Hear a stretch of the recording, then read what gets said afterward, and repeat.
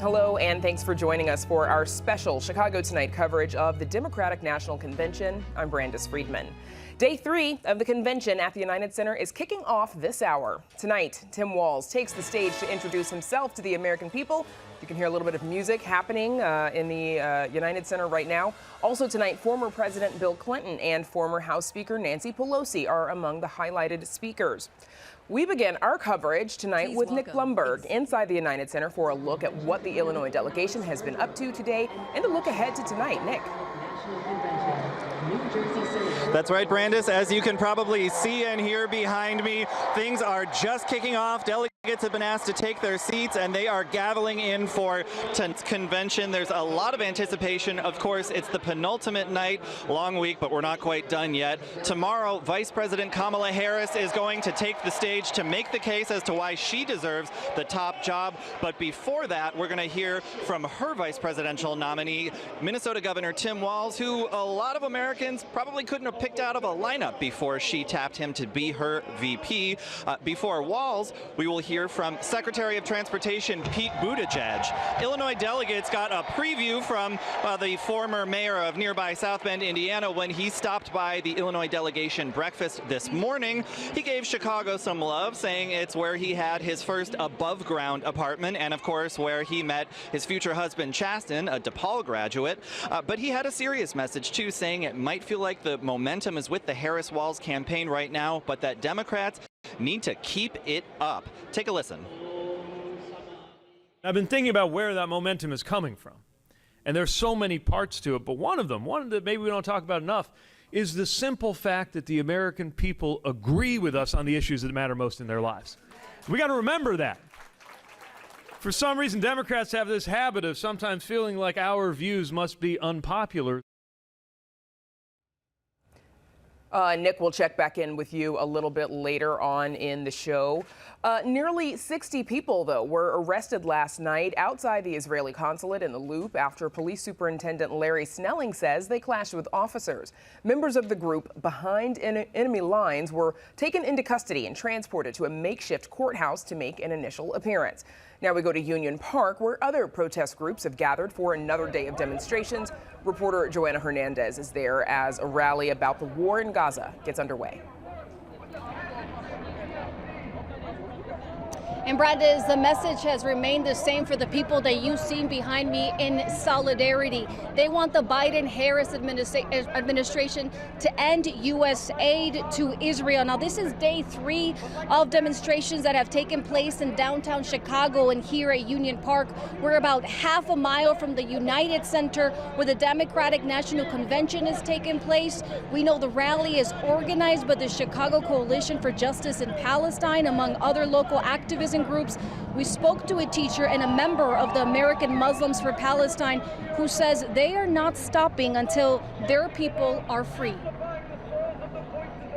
Dollars, billions and billions of dollars are going there, and we're calling on our government, our elected leaders, to stop and to end that genocide. Biden could have ended this 10 months ago with one phone call, but he chose not to. It's all about power and money, unfortunately.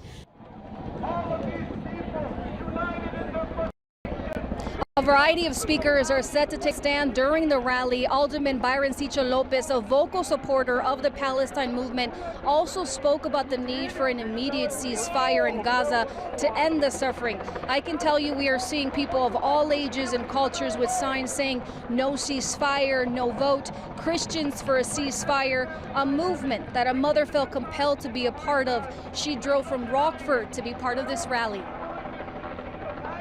I have 2 children myself, and to think about what those kids are going through in Palestine, it's unfathomable and it's unacceptable. I feel like more people that come together, maybe the message will be more received. I don't know, but we have to do something.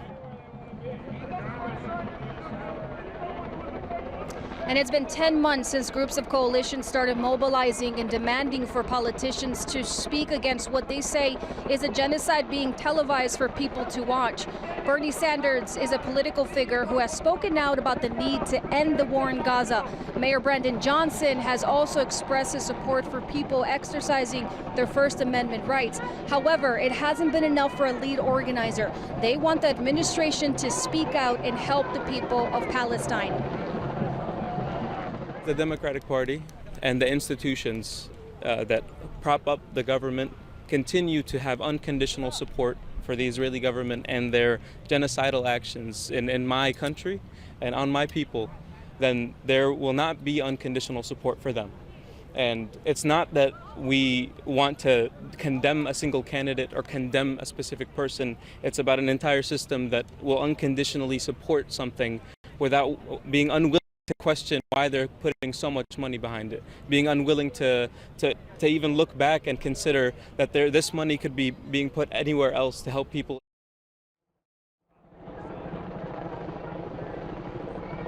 And this is a live look of what the rally is looking like at Union Park. We are seeing signs that say, DNC, it's time, stop funding genocide. Students stand with Palestine. Again, we know that once the speakers are done, they will be marching around the area near the United Center. We also know there is a final rally happening tomorrow here at 5 p.m. But again, Brandis, so far everything has been peaceful. And as you can see, there is hundreds of people standing in solidarity with Palestine. I send it back to you, Brandis. All right, Joanna, thank you. And now we go back to the United Center, back inside, where our Amanda Vinicky is standing by with U.S. Senator from Illinois, Tammy Duckworth. We shall be called the repairers of the breach. Yes, and Senator, thanks so much for joining us. Now, you last night spoke here at the Democratic National Convention. You shared that your struggle with infertility was tougher than actually wounds on the battlefield that you experienced. I am curious, Democrats had control of Congress not all that long ago, but did not use it to codify the right to an abortion. Why not? Well, you know, I think we assumed that Roe would be there forever. And then the attacks that are coming, it's not just about Roe, it's about the fact that they are refining a fertilized egg as a human being, and that is a completely different aspect of the reproductive choice discussion. And so we need to go back and talk about these personhood amendments. So should Democrats win control of Congress and the White House, what specifically should pass? Is it a return to Roe or something else that protects IVF and more? So there's an act called the Women's Reproductive Choice Act. We need to pass that. That will essentially codify Roe. And then we'll go back and take a look at some of these actions that are happening across the country, especially with the personhood amendments, and then try to work on that.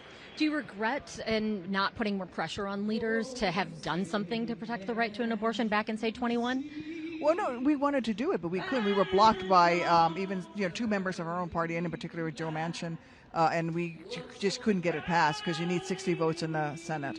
All those votes. So let's say that President Harris is next and that also Democrats gain a majority in the Senate. What would your top priority be? Well, we have several. The Reproductive Choice Act would be one. Restore the Voting Rights Act would be another. I absolutely want to pass a farm bill. Hopefully we can do that even before Kamala gets sworn in. And then I also want to look at helping for home health aides, paying more money to folks who are taking care of our most vulnerable. That is something that I'm guessing hits home with a lot of the constituents that you speak with. What needs to be key in a farm bill? Crop insurance, and also making sure that SNAP benefits are expanded so that more Americans who need to rely on food assistance can access them, especially our military men and women. You know, let's turn to the Middle East because Chicago is home to more Palestinian Americans than anywhere else in the country. I just heard a colleague talking about protesters, and they are demanding not just a ceasefire, but an end to military aid to Israel. Is there a scenario that you, as a military veteran, would support cutting off Israel? No, I would not vote to cut off aid to Israel. Israel is our ally. I do think that Prime Minister Netanyahu has been egregious in many of his actions and has that have resulted in just destruction in Gaza, and of course, we have to do better. I've been working on getting more humanitarian aid into Gaza, especially to get medical aid into Gaza in particular. We need an end to the violence, an end to the massacres that are happening there. But at the same time, we must understand that Israel is our best ally in the Middle East, and I will continue to support them.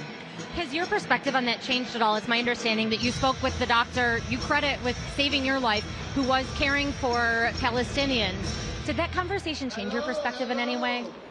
No, my perspective has always been the same, and I've been working on getting aid and humanitarian aid into Gaza even before my dear friend was stuck there. Again, this is about making sure that we get their hostages returned, but and ensuring Israel's right to defend herself. But also at the same time, we must acknowledge that there is a crisis in Gaza, and we need to have a mutual ceasefire, and we have to get help into Gaza to end the suffering. You know, many say that it is not possible to both defend an Israeli strategy to defeat Hamas while at the same time protecting Palestinians. How do you square that? Well, I'm not defending Israel's strategy. All I'm saying is that we need to have an immediate ceasefire on both sides. We have to get aid into Gaza, and we need to still continue to work towards a two-state solution.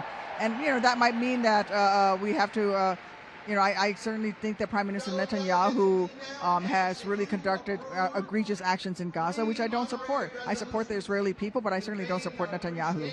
You know, we heard from former First Lady Michelle Obama last night about just misogyny and racism that she and her husband faced when he was in the White House. Any advice there for how Harris should be handling that?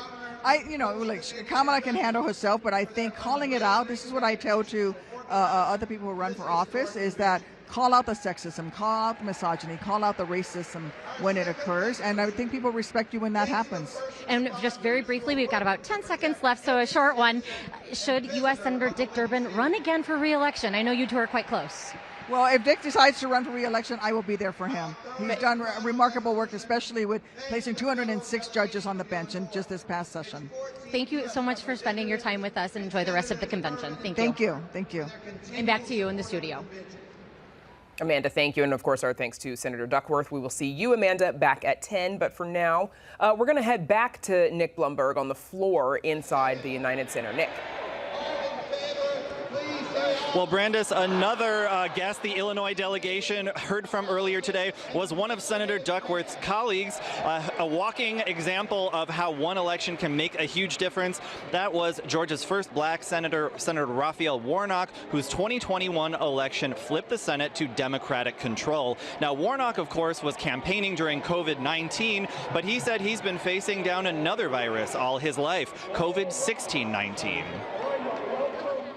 The ways in which we see mutations of that old virus of bigotry that doesn't just hold down people of color, it holds the country down, because we're stronger when all of us can stand together with the sunlight on our face rather than a knee on our neck. Now, once in this election, control of the U.S. Senate as well as, of course, the U.S. House is at stake. Warnock says it is key for voters to stay focused on how important that is. He says Democrats are focused on things like expanding the child tax credit, while Republicans have used their control of the House to launch what he calls witch hunts. Now, of course, in Illinois, Democrats have a firm grip on state government. State Senator Maddie Hunter says they've used that power to pass progressive measures. It makes all the difference in the world. We wouldn't have this problem with Roe versus Wade. We wouldn't have, although that's a Supreme Court issue, but they're working in conjunction with the other folks. But women's rights and all these other issues out here, we would have been able to get more done. All right, and we'll see Nick again a bit later on in the show. Thank you, Nick. Now we're going to get some further analysis of the convention so far. We're joined in the studio by former Congressman Luis Gutierrez, who represented Illinois' 4th District for 26 years, and Illinois House Republican leader Tony McCombie. Thanks to the both of you for joining us. So let's start with, sort of looking ahead at tonight. The Harris-Walz campaign hasn't had much time to introduce Governor Tim Walz because this only happened about a month ago, of course. So tonight is, of course, going to be a very big introduction moment for him. Congressman, what do you think voters need to hear from him and about him? I think they're going to need to hear his record as governor. of the state of Minnesota, and he's going to continue to emphasize the theme that the Democratic Party is an inclusive party. It's a party that welcomes everyone and celebrates everyone, regardless of their sexual orientation, their ethnicity, their race, or their economic status. He's going to do that, and I think he's going to do that wonderfully and continue the theme of the Democratic Convention. I am no longer a member of Congress, but doesn't mean I'm no longer involved in the political process. I work for Casa en Acción in Pennsylvania primarily. Yes, cities like York and Lancaster in those swing states that are going to be so important in determining the next president of the United States. That's where I'll be going next week again. Having said that, I got to tell you something. Wow, last week, the energy was so different when I went to Pennsylvania. It's almost like we took the Band-Aid off, right? Like we that said to ourselves, injection, yeah, the we shot in the arm. said, come on, let's face it. And I'm so proud of President Biden. I think he knew that Democrats' possibility of ever regaining the House and maintaining the Senate and a Democratic presidency were in jeopardy. Hopefully, if there's time, continued. we'll be able to talk and about whether or not something? the House and the Senate. Yeah, I do. Yeah, but I also want to ask Leader McCombie what she that, and I'm proud that he recognized that and stepped aside.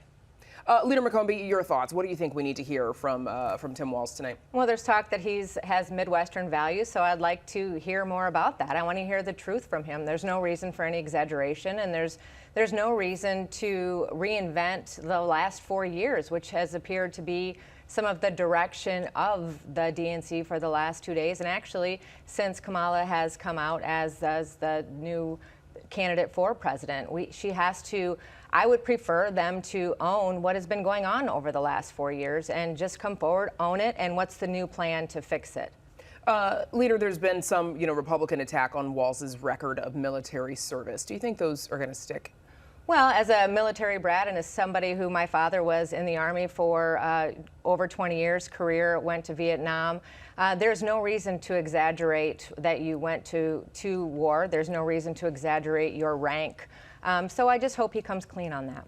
Luis Gutierrez, how do you think that's going to play? I don't think they should touch it.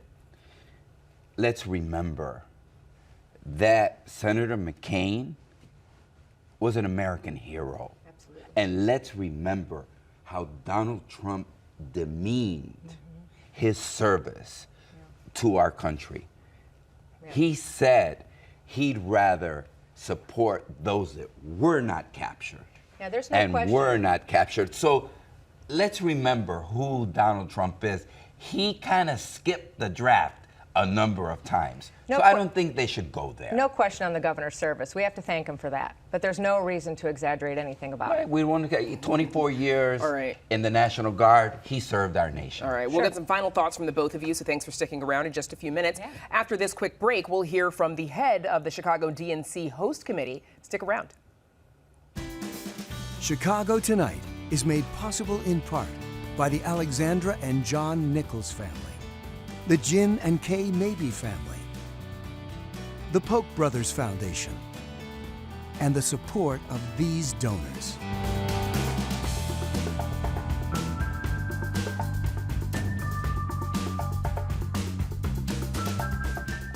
All right, we're going back inside the United Center and the convention floor where Nick Blumberg has the executive director of the Chicago DNC Host Committee, Christy George.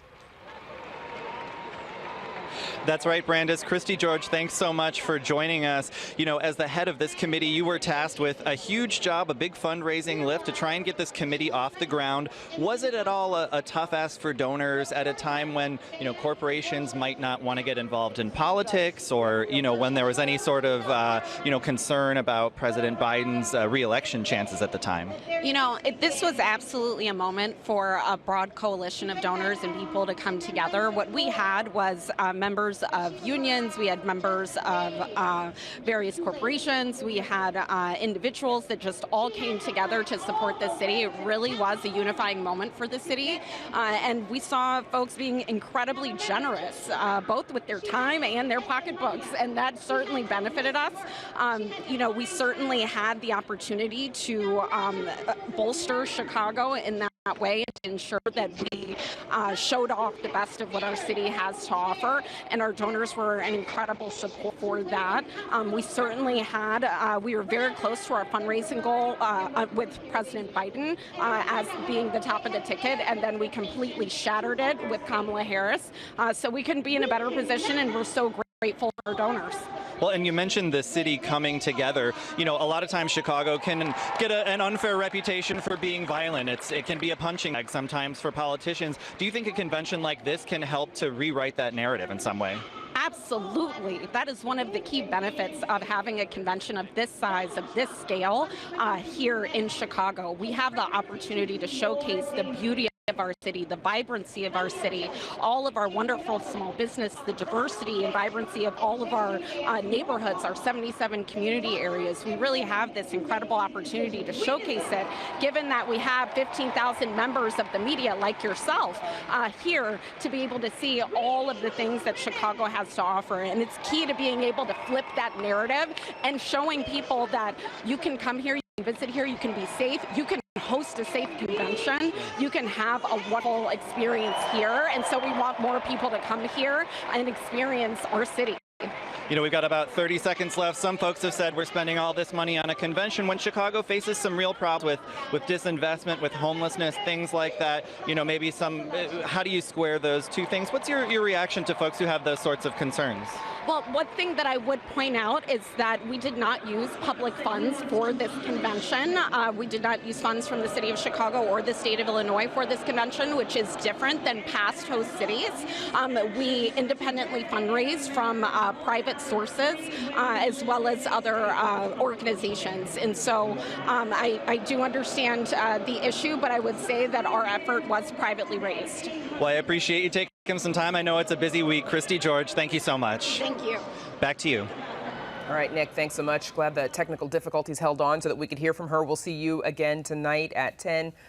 Before we let you go, some final thoughts from former Congressman Luis Gutierrez and Illinois House Republican leader Tony McCombie. So, we were talking about Walz and his military service. Leader McCombie, let's start with you. How do you think the matchup will go between Tim Walz and J.D. Vance? Well, I think it's going to be interesting. Both fairly new to the scene, also both from the Midwest. And I think a lot of, whether you're Republican or Democrat, want to learn more about their candidate. So I think a lot of people are excited to do that. I know we are on our side for sure, and certainly looking forward to the debate that's coming forward. This election is about, are you better off than you were 4 years ago? And I would say the answer is no. So we really need to hear what the platform is how we're going to be better. And I think the debates are going to show us a little bit of that. Luis Gutierrez? First of all, thank you for having me. TTW and public broadcasting has done so much, not only to allow my voice to be heard, but so many voices.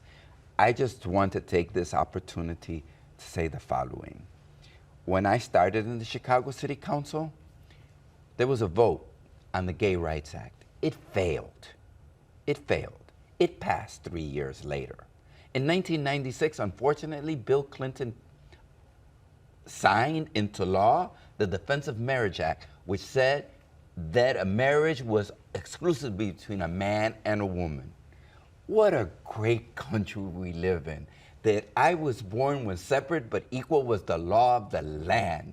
People gave up their lives so I could live freer in this country of freedom. And tonight we're going to have a gay man speak at the Democratic Convention. We've come a long way and we don't want to turn back now. There is so much more that needs to happen. And of course, the gay man you're referring to, Transportation Secretary Pete Buttigieg, yes. Mayor Pete, former mayor of South Bend, Indiana. Why, or I guess I should say, what do you think of the matchup also between J.D. Vance and Tim Walz? Oh, look, J.D. Vance, Democrats would just say they're weird, because they just really are weird. I want to say the following. I have learned my most valuable lesson about reproductive rights for my wife. We were driving by and she honked, said honk for choice. I said, honey, why did you honk? And she said to me, because this is my body, Luis. Even through incest or rape, I was to become pregnant, I would have that child. But I'm gonna defend every woman's right to follow her conscience and, of course, and her body. Yep. And I learned from her that day, my wife's conviction to the rights of other women and those women to be heard. Certainly something we've definitely been hearing a lot about these few days as well. More of that tonight, I'm sure. We want to thank the two of you for sticking around with us. We'll see you again at 10 as well. And that is our show for now. Please be sure to join us for more live coverage tonight after the convention around 10 or so as we break down the day 3 of the Democratic National Convention. In the meantime, be sure to check out our website for a live blog covering the very latest news from the convention, and stay tuned for convention coverage from our friends at the PBS NewsHour. Now, for all of us here at Chicago Tonight, I'm Brandis Friedman. Thank you for watching. Stay healthy and safe. See you around 10.